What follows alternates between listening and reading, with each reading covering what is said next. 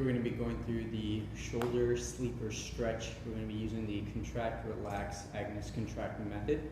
So we're going to go over the setup and then the execution as well. So for this, what we're going to need is a yoga block that's just to support the head and a lightweight, like anything 3 to 5 pounds. Doesn't have to be too heavy. This is going to help us to facilitate the stretch in the shoulder capsule itself.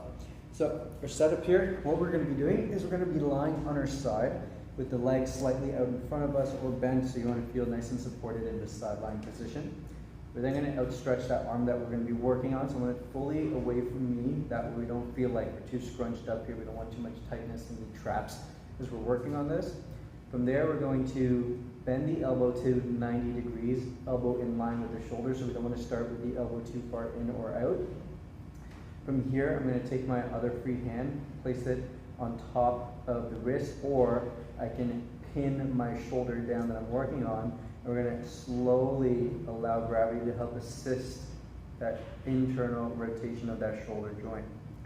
Once I hit the furthest point I can get to, and the way you'll know that is if this shoulder starts to lift off, you've gone a bit too far.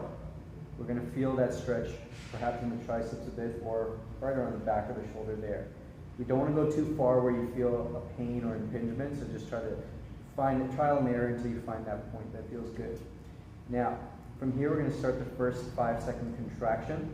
The contraction itself is going to be an action that if I didn't create a block, my hand and arm and shoulder would move in that direction.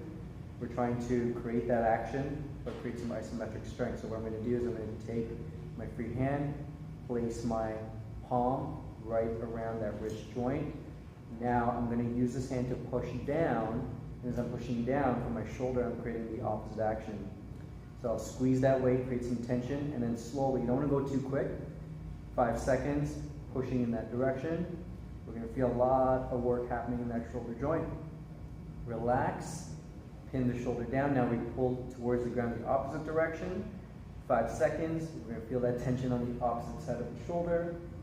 Relax, hand back on, 5-second push back, relax, hand on shoulder, 5-second pull down. We're going to do this for the prescribed number of repetitions.